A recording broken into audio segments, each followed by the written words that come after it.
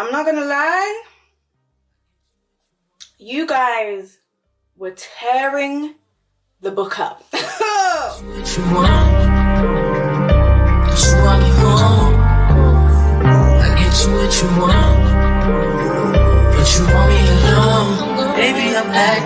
Hello lovers, and welcome back to my channel. It is your girl Hena J aka Bookish Babe, and I am back with another video. As promised, guys, I am here with a deep dive book review, and the book that I'm going to be talking about today is a book that has been getting a lot of attention on social media, and I just wanted to weigh in and I wanted to tell you guys what I thought about the book, how I feel about the controversy, but I'm not going to focus too much on it because I definitely want to spotlight why you should read this book, and yeah, I hope that you like it. The book that I'm going to be talking about today is Everything's Fine by Cecilia Rabess. So I have a proof here. This book is not publishing until June 23rd, I believe.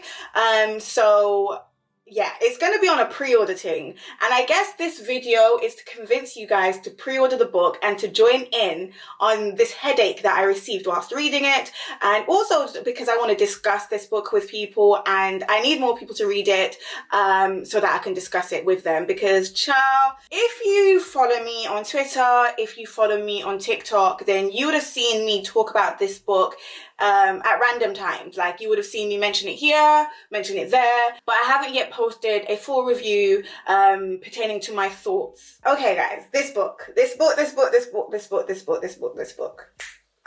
Controversy. The US publication decided on a blurb that sparked quite a lot of backlash. I'm gonna say backlash. It sparked a lot of backlash, and when I read it myself, having already read the book, I was like, why? So here is the blurb. She's black, he's white. She's liberal, he's conservative. She thinks he's a racist jerk. He finds her more than a little immature. They hate each other, they like each other, they ... love each other. Here we go. When Jess lands a job as an analyst at Goldman Sachs, she's less than thrilled to learn she'll be on the same team as Josh, her old sparring partner from college. Josh loves playing the devil's advocate and is just ... the worst. But when Jess finds herself the sole black woman on the floor, overlooked and underestimated, it's Josh who shows up for her in surprising, if imperfect ways. Before long, an unlikely friendship, one tinged with undeniable chemistry, forms between the two. A friendship that gradually and then suddenly turns into an electrifying romance that shocks them both. Despite their differences, the force of their attraction propels the relationship forward, and Jess realizes maybe it's more important to be happy than right.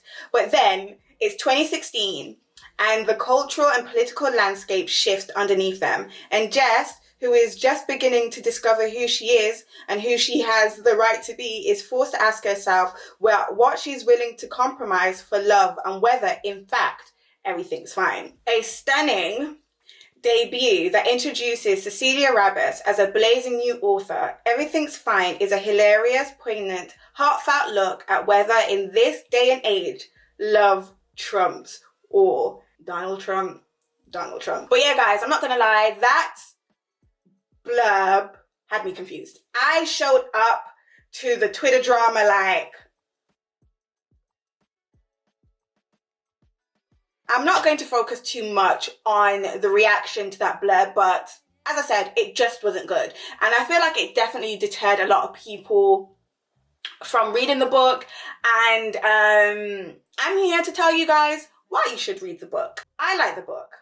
However, I do have thoughts, and my thoughts are quite nuanced because I feel like the book is quite nuanced. Like, we cannot just paint it with one color and say, okay, this book is X, Y, and Z because of what we've read from a US blurb. The edition that I'm representing is the UK edition, and as far as I'm concerned and as far as I know of, the UK have gone in a completely different direction when it comes to the blurb. So we do not have to worry about going through another situation like that. Over here, in the UK. So.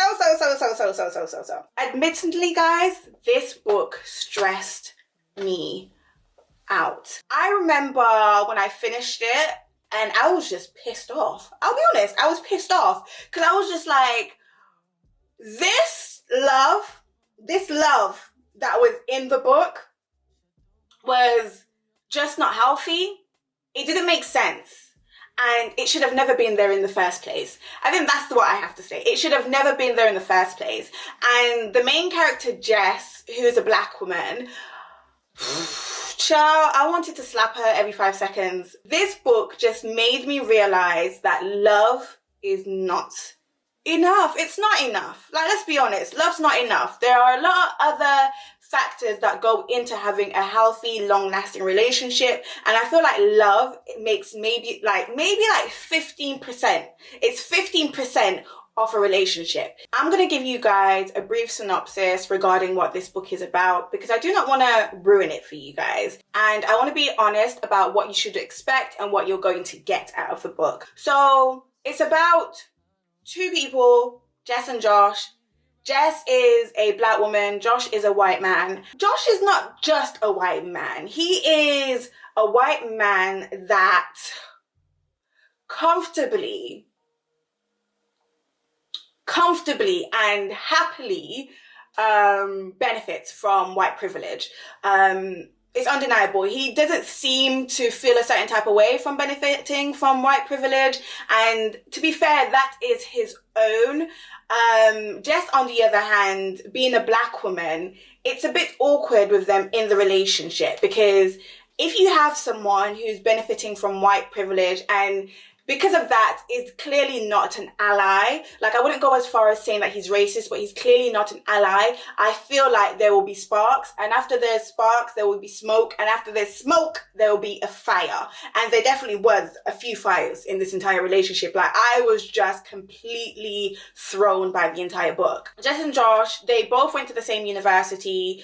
They didn't like each other at university, but when they end up working at the same workplace within the financial industry at Goldman Sachs, they cross paths again, and it moves quite quickly. They go from being enemies to friends to lovers, and I'm not gonna lie, guys, I'm not gonna lie, I was eating up the love. I was eating up the love in the first half of the book. It was sexy. Josh was putting it down. Jess was picking it up. I was reading some of the passages like, yeah, if you don't kiss him, I will. If you do not kiss him, I will. But then I was also like, Jess, baby, love and sex, you can find that somewhere else. But in terms of moral compass, in terms of someone who shares your political ideology, in terms of someone who understands your struggles and identifies them and basically denies his privilege, that's harder to come by. I'm not gonna lie, that was the issue between the two of them within the relationship. It wasn't because Josh was white, it's because he was basically the poster child of a privileged white man. Like, he was Republican. He was a Republican. What the UK babies will call a conservative. Their political ideologies did not align, and it just didn't make sense. And I feel like that's really important when it comes to having successful relationships, even successful friendships. Like, you need to have some sort of alignment when it comes to what you believe the world should look like. And Josh and Jess did not have that. And it just got awkward after a while. Like, after the sex and after the chase and after like the electricity, and I was like, oh yes, Josh, Jess, I started to scream. It's like, you know when you're on a roller coaster and you're like going up, you're like, yes, yes, yes, yes, yes. And then you get to the very top of the roller coaster and you look down and you start to basically shit bricks. That's what it was like. I was just like, no, I'm not crashing and burning with you guys. This is too much. I am not crashing and burning with you guys. Yes, initially it was fun and there was a thrill and there was a chase and it was like, oh yeah. But after a while, you really started to see the cracks in their relationship. And the cracks in their relationships, some of it came from like inside, but a lot of it was more like environmental. A lot of it was racial. A lot of it was cultural. A lot of it was regarding how we've all been socialized, and basically regarding how the world is set up for Black people as well as white people. They both started off in the same position, and Josh accelerated at a faster speed than Jess accelerated. And to be fair, it was quite triggering, because as a Black woman, I was just like, bro, I know how it feels to be in a corporate space and just feel like I'm trying, and I'm not getting anything back. And then to see your like white counterparts, to see your white peers just like do the bare minimum and then get all this praise and then get all this like preferential treatment, it is really, really hard. And I can only imagine how frustrating it was for Jess within the relationship. If that was my partner and I saw that he was just consistently and constantly getting preferential treatment and being donned as the big guy, you know, the one you should go to, the one who's going to be successful, and we both have the same level of intelligence, we both start off in the same place, and I just feel like I'm being left behind because of the color of my skin, I would have to leave that relationship. And that is what happened. Like, Josh went and Jess was left behind. Yeah. I just don't know how Jess did that, baby. I'll be honest, I don't know how she did it, because me, I would have cried. I would have cried my eyes out. And I'm not saying that Jess didn't express emotion. I just feel like in these sort of situations, there has to be a compromise. If there is no harmony, there's going to be nothing but destruction and chaos. And that is what it was, because Jess wanted Josh to basically be her knight in shining armor and protect her from the realities of microaggressions and racism within the workplace and racialized preferential treatment. And Josh, being the poster child of the white man, was like, like, I see what you're saying, Jess, but I'm not trying to intervene on the situation like that. So that was my first frustration when it came to reading the book, because I was just reading it like, Jess, baby, like, you're here in this relationship and I want you to enjoy it for what it is, but you keep expecting Josh to do these things for you when he's not an ally. And you knew he wasn't an ally from the jump. You knew it. You knew it. Like, after the sex and the love and all these different things, you just knew he wasn't an ally. But yeah, Cecilia's writing is clean, it's crisp, it's digestible. She's a fantastic storyteller. And I've been saying this for a while, but I definitely feel like people who have worked within STEM industries write really amazing books, like really, really amazing books. And when I researched Cecilia Rabess, I saw that she had worked in finance before, and I was like, okay, yeah, like, it definitely makes sense. Clearly the book was strongly inspired by some of her personal experiences, especially within the workspace. And I really appreciated her exploration of that. Like, whilst it was frustrating to read, I definitely found that her exploration of what it would be like to be in a relationship with a man who is benefiting from white privilege, whilst I am not benefiting from anything. In fact, I'm set back because of the color of my skin. It was just very interesting to have a peephole into that sort of experience. Would I want to experience that myself? Absolutely not. Like, you couldn't pay me any sort of money to experience that, and I wanted more for Jess. And aside from love and the whole Black women's experience in like corporate America or corporate industries, I really, really loved, and it actually made me cry, Jess's relationship with her father. I am not going to say too much about it, but I am a daddy's girl and I was raised by my dad, so I could definitely just relate to how much he loved her father and how much she wanted to meet her father's expectations of her.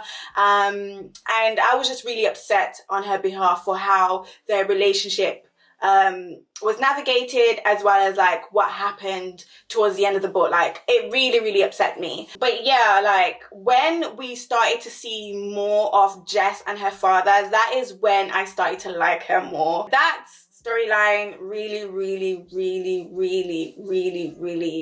got me. And I have to thank Cecilia for writing something so vulnerable, something so true to life, something that so many people have gone through or are currently going through or will go through, because it's nice to have these small, intricate experiences explored in literature so that when you do come upon them, you can just feel seen, even if it's in the smallest ways. I'm saying all of this to kind of avoid telling you what happens, but yeah, I absolutely loved how Cecilia explored Jess's relationship with her father. You know what? Even though I do say that Jess and Josh are main characters, the protagonist of the book is Jess, and her internal dialogue, this is where it gets a bit problematic, because Jess's triggers, child, really spun me at times. It really spun me. And I feel like it's because she was carrying a lot of guilt because she was in this relationship with this sort of person.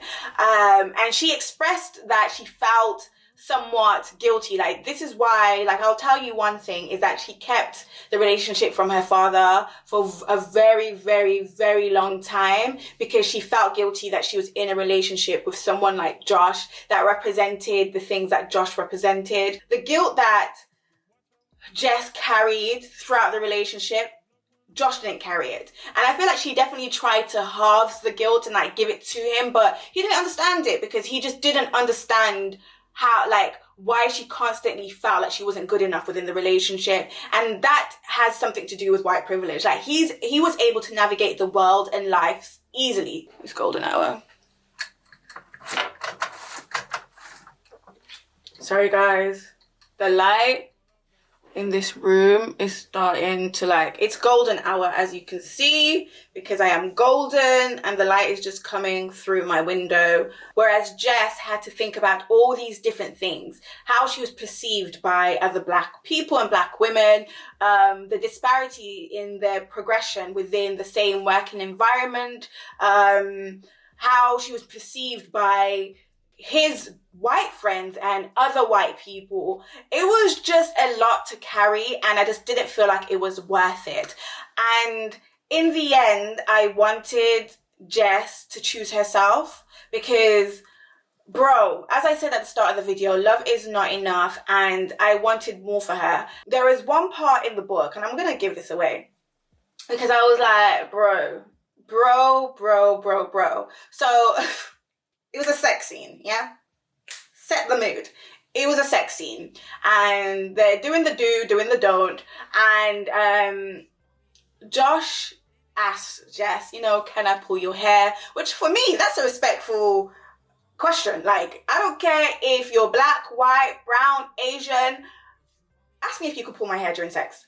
Ask me if you could pull my hair, because you're not about to just be tugging on my braids, on my wig, on my leave out, or even on my natural hair. You're not about to just be tugging for fun. But the way Jess interpreted it was like, bro, sis, get out now. Get out now, get out now, get out now, get out now, get out now, get out now, get out now, get out now. Because why are you here? It's orcs. Why are you here? Sis blew up and had a huge fit over him asking whether he could pull her hair. Basically saying, is it because I'm Black you're saying that? You're asking that. I couldn't read it. I had to put the book down. I said, what? I said, what? I said, what? What? I was like, bro. Listen, that part in the book pissed me off. It pissed me off. And I wanted to see where Jess was coming from, but I also just felt like the guilt and the shame that was attached to this relationship had her acting out at every single opportunity where it felt like she could mention his race. If I'm being honest, and I've said this repeatedly throughout the video, it is not a matter of race, it's a matter of political ideology. Jess and Josh started to build a foundation on the fact that they were completely different and that they did not believe in the same things. It was wobbly throughout. And after the excitement, after all the sex and, oh my God, this is so hot, and oh my God, this is so steamy, and oh my God, this is so sexy, I was like, oh my God, this is doomed. This is doomed. And I ate it up. I'm not gonna lie, I ate it up. At at the end of the book, I was just like, Jess is one of God's self-appointed strongest soldiers. Because no one sent you. No one sent her. She sent herself. She chose love. And everything else for her just took a back seat. How can this be stressing me out so much but be so enjoyable to read and so well written and just so like timely? I was annoyed. I was really, really, really, really, really annoyed. And this is why I say that the book is much more nuanced than what the US publication blurb included. Like that line about love trumps all. I was just like, come on. The book is, and I've been saying this from the beginning, nuanced, a headache, but so good. And I don't know how a book could be nuanced, a headache, but so good, but it's just all three. And it's so confusing because I feel like this book is not a book that should be read simply for entertainment purposes. It's a book that should be read to be discussed and hopefully spark conversation. Just want to apologize for the light shifting, golden hour, and it's just super, super annoying. But yeah, that is everything that I have to say about Everything's Fine by Cecilia Rabess. It's publishing June 23rd, and I'm going to be doing a giveaway on my channel because I have 2 proofs here. And I've already read the book, so I don't actually need them. I'm going to be doing a giveaway on my IG, my Twitter, and potentially my TikTok. So make sure that you follow me over on those channels. My @ is Hena J Brian, and yeah, you get all the bookish stuff and magic there. But yeah, I'm gonna need you guys to comment below. Let me know if my thoughts make sense. Like, am I making sense? Is this a book that you want to read? Will you read it? And will you come back and talk to me about it? I think that's the most important thing. But I am not done talking about this book, and I need you guys to come and join the wave. But yeah, thank you so much for watching this video. And until the next time, guys, because books are published every day. And I always have stuff to say. I didn't even mean that. I didn't even want that to rhyme, but it did. Poetic. All right, guys. Bye.